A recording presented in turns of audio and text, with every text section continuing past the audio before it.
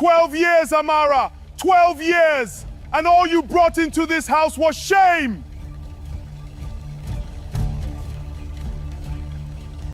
Please, I begged you to let us repeat the hospital test.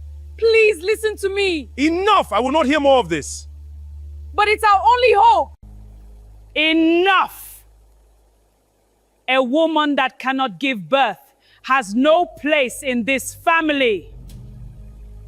Honestly, I don't even know why she's still begging. Some women were simply never meant to become mothers. You got another woman pregnant while I was still your wife. And somehow I became the failure? Vanessa gave me what you never could. A child. One day, the truth will disgrace every single one of you.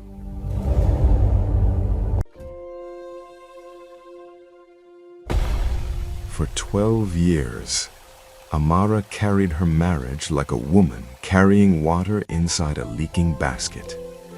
No matter how hard she tried, everything kept slipping away.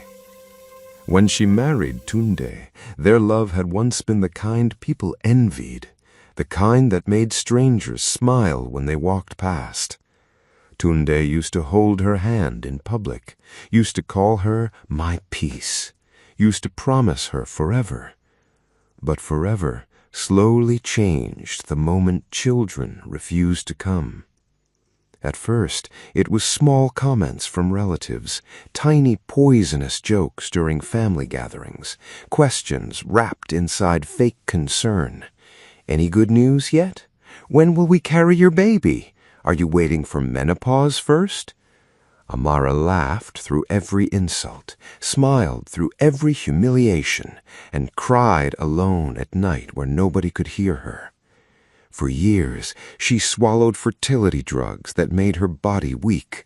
She attended midnight prayers, mountain vigils, church deliverance sessions, traditional healers, herbs that burned her stomach. But nothing changed.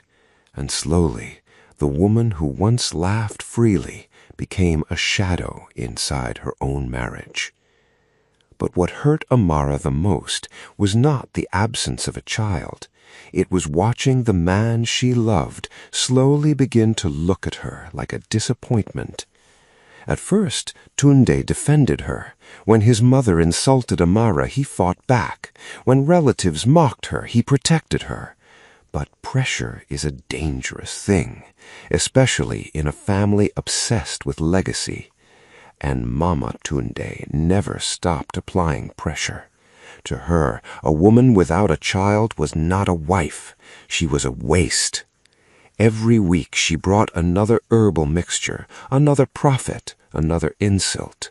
Sometimes she would intentionally carry other people's grandchildren around Amara just to remind her of what she could not provide. And slowly, Tunde began changing too. He stopped touching his wife, stopped laughing with her, stopped coming home early.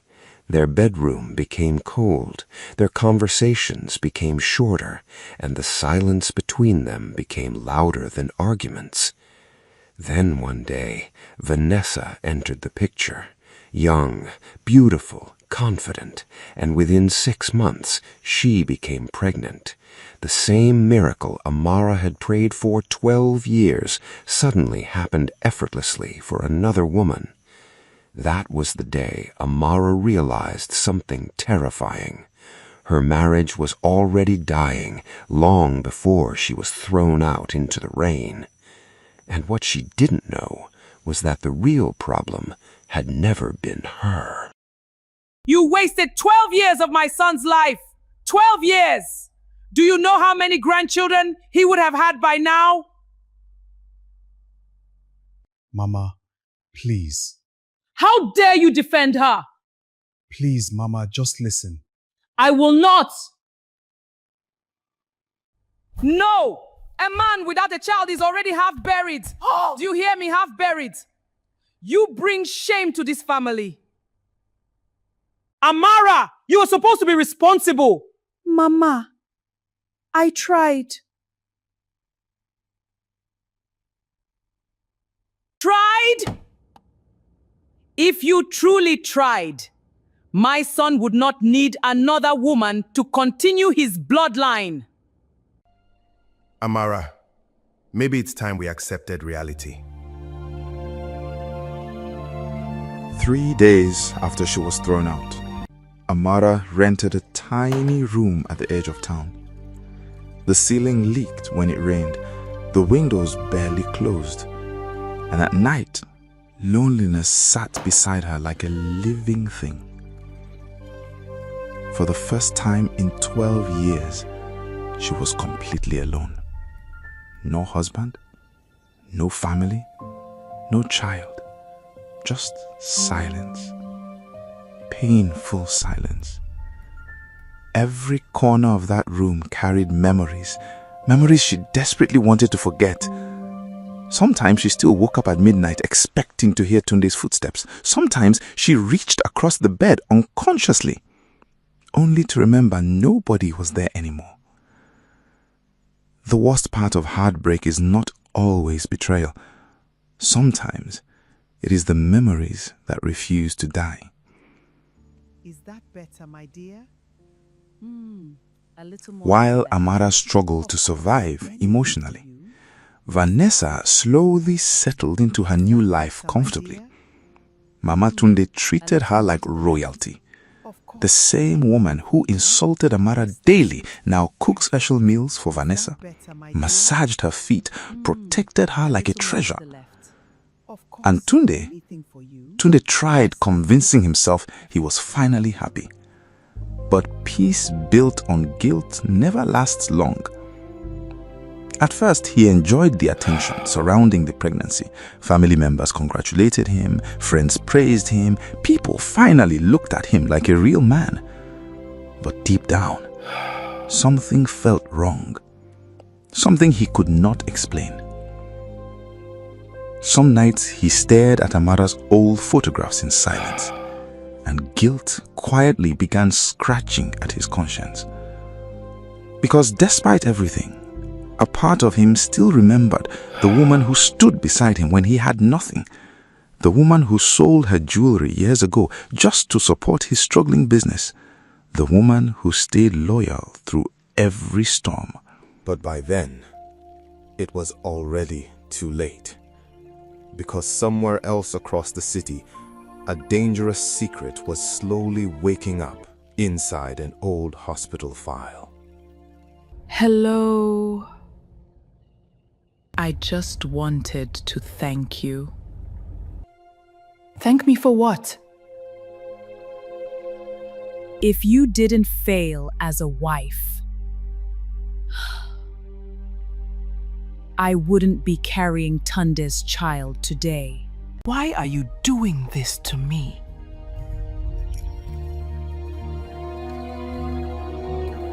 Because life rewards winners and punishes women who cannot keep a man. That night, Amara cried until her chest physically hurt. But while she cried alone in darkness, a doctor was about to uncover the truth that would destroy an entire family. At St. Catherine Hospital, Dr. Okafor sat quietly reviewing old fertility reports. What began as a routine archive inspection quickly became something else entirely, something disturbing. At first, it was only a small inconsistency, a signature mismatch, then altered laboratory dates, then missing file pages. The deeper he looked, the stranger things became. And suddenly, one name kept appearing repeatedly: Tunde Adebayo.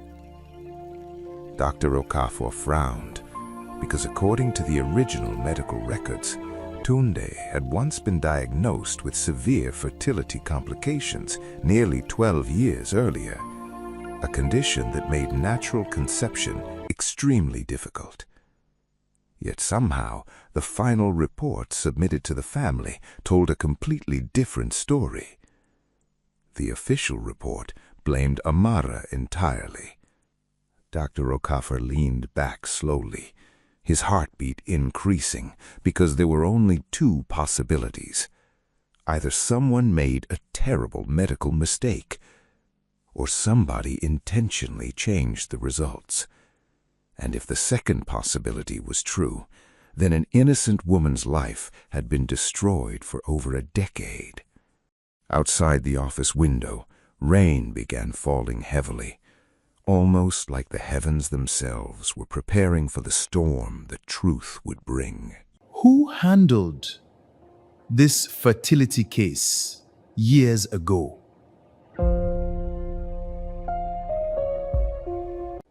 Who was the lab director? The former lab director, sir.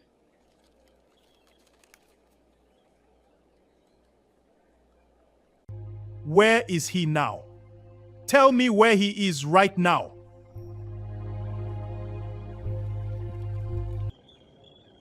He resigned suddenly. Nobody really knows why.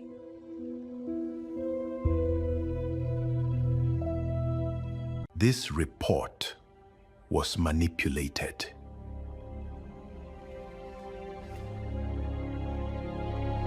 Jesus. Find every remaining document connected to this case immediately.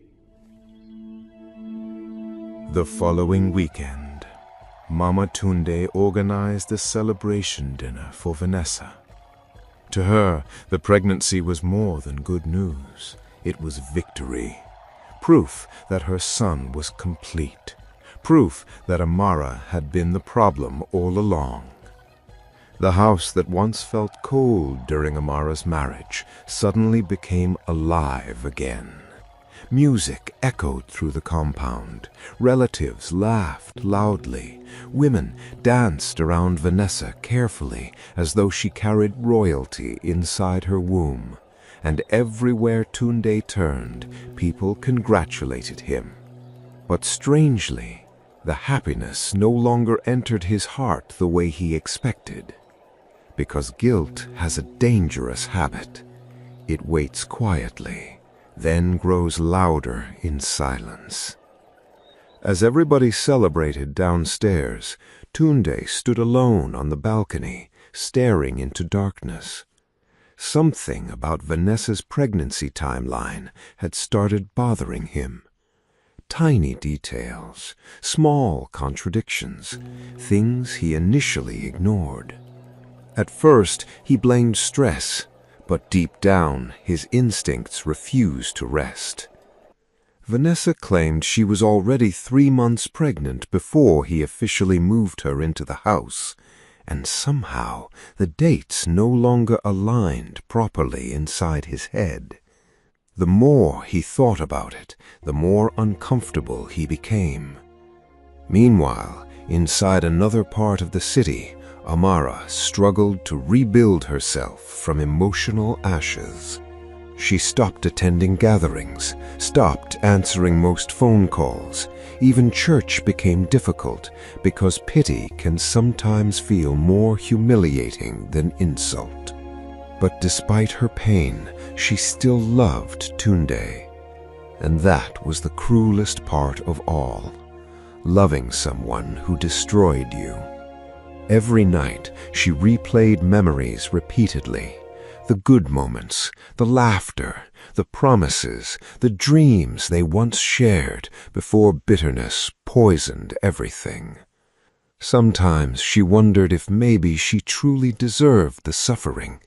Maybe she really failed as a woman. Maybe everyone was right. But unknown to Amara, the very truth she prayed for was already moving toward her, slowly. And when it finally arrived, nothing would remain the same again. Vanessa, look at your skin glowing. Pregnancy truly fits you.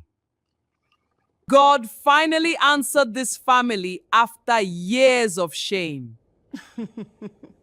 Our son will be very handsome, just like his father. White, did you tell my cousin you were already pregnant before we traveled to Abuja together? What kind of question is that? I'm asking because the timeline isn't making sense anymore. It just doesn't add up. How could you betray this family? Or maybe you're suddenly becoming sentimental about your barren ex-wife. Tunde! Do not start unnecessary drama in this house! I knew this would happen. The moment men start doubting loyal women, everything changes. And just like that, Vanessa skillfully turned suspicion into guilt. But the seed of doubt inside Tunde had already been planted. And doubt, once planted, rarely dies quietly. 3 days later, Dr. Okafor finally uncovered the full truth. And for the first time in many years, even he struggled to breathe properly after reading the complete report. Because 12 years earlier, Mama Tunde had secretly bribed a hospital staff member to alter the fertility results. To her, the idea of her son being infertile was unacceptable, impossible. So instead, the blame was placed entirely on Amara. An innocent woman carried shame that never belonged to her. For 12 long years, Dr. Okafor closed the file slowly, anger burning quietly inside him. Some lies destroy relationships, but this particular lie destroyed an entire human being emotionally. Immediately, he requested a confidential meeting with Tunde. At the same time, another problem was rising rapidly, because after reviewing Vanessa's medical timeline carefully, Dr. Okafor noticed something disturbing. The pregnancy date suggested conception happened earlier than Vanessa claimed, much earlier, which meant only one thing. There was a possibility that Tunde was not the father. And suddenly, what began as a hidden fertility scandal transformed into something even worse. Betrayal layered on top of betrayal. Meanwhile, completely unaware of the approaching storm, Mama Tunde proudly visited neighbors sharing wedding plans for Tunde and Vanessa after the baby's birth. The same woman who once mocked Amara publicly now praised Vanessa everywhere she went. But destiny has a cruel sense of timing, because while she celebrated fake victory publicly, truth was already driving toward her house silently. And truth, unlike lies, does not fear daylight. Mr. Tunde, there are things you need to see. Is something wrong with the baby? This is not about the baby alone. Your original fertility results from 12 years ago were altered. Altered how? The records were changed, deliberately. Why would someone do that? Tunde, the test results are in. It's positive. What? Your ex-wife was never infertile. You were. No, that's impossible! I verified the documents personally. Your mother paid someone to manipulate the reports. And there's something else. Based on current medical calculations, there's a strong possibility Vanessa's child is not yours. And in that exact moment, Tunde felt his entire world collapse underneath him. For several seconds, Tunde could not hear anything anymore. The doctor's office suddenly felt smaller, hotter, suffocating. His hands trembled violently as memories attacked him one after another. Amara crying in the rain. Amara begging him to repeat the tests. Amara sleeping alone. Amara being insulted by his mother repeatedly while he remained silent. And worst of all, the moment he looked into her eyes and called her a failure. That memory shattered him completely, because now he finally understood something terrifying. The woman he destroyed had been innocent all along. Meanwhile, at home, Mama Tunde continued celebrating confidently, still unaware that the lies she protected for years had finally exploded.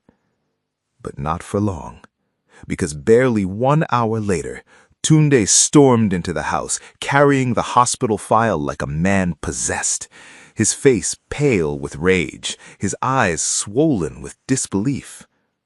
Everybody inside the living room froze instantly, even Vanessa. The atmosphere changed immediately, the kind of silence that arrives before disaster. And for the first time in many years, Mama Tunde became afraid. You lied to me. I have proof right here. No, please, it's not what you think.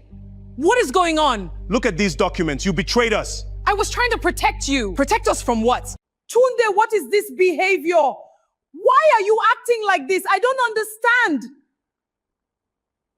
You changed the hospital results. You blamed Amara for my condition. You changed the hospital results. What?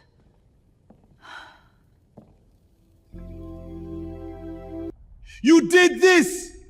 I did it for you. For me, how could you? For me. You destroyed my marriage. Mama Tunde, how could you? I had to, for my son. But why? I could not allow people to call my son infertile. You ruined everything. I protected him. So you sacrificed an innocent woman. Instead, Vanessa, how could you? Tunde, calm down. Please, it's not what you think. Just listen. And you, who is the real father of that child? Tunde, please, it's yours. Tunde, stop this now. Lies. Tell the truth. I am. The dates don't match. Who is he? It happened once. I made a mistake. Mama Tunde, it's true. Jesus Christ. And just like that, the empire built on lies collapsed in one single night. The days that followed felt like punishment. Tunde stopped sleeping properly. Food lost taste. Silence consumed the once noisy house. Mama Tunde aged visibly within weeks. The same woman who mocked Amara publicly could no longer lift her head confidently outside. Neighbors whispered now, but this time the shame belonged to them. Vanessa quietly disappeared from the city shortly after the confrontation, and for the first time in years, the house became empty again, painfully empty. But while chaos destroyed one side, peace slowly began rebuilding another. Amara, little by little, she started healing. She found work at a small textile company, then later opened a modest fabric business of her own. For the first time in years, her smile slowly returned naturally. Not because life became perfect, but because she finally stopped blaming herself for a crime she never committed. And somewhere deep inside, she finally understood something important. A woman's worth is not measured by childbirth alone. Sometimes survival itself is strength. Months later, Tunde finally gathered courage to see her again. Not as the proud husband she once knew, but as a broken man carrying unbearable regret. Because some truths arrive too late, and some apologies can never repair what was destroyed. Amara, please. I know I don't deserve forgiveness, but I was blind. I destroyed the only person who truly loved me. Every day I remember what I did to you. And it kills me slowly. You didn't just send me away, Tunde. You buried the woman who once loved you inside that marriage. Please. Can we start again?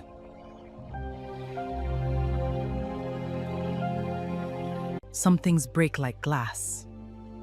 No matter how sorry people become, the cracks never disappear. And as Amara walked away peacefully, Tunde finally understood the true cost of betrayal. Not every punishment comes from God. Sometimes, the greatest punishment is living forever with the memory of the person you destroyed. Thank you for watching, sweet folks.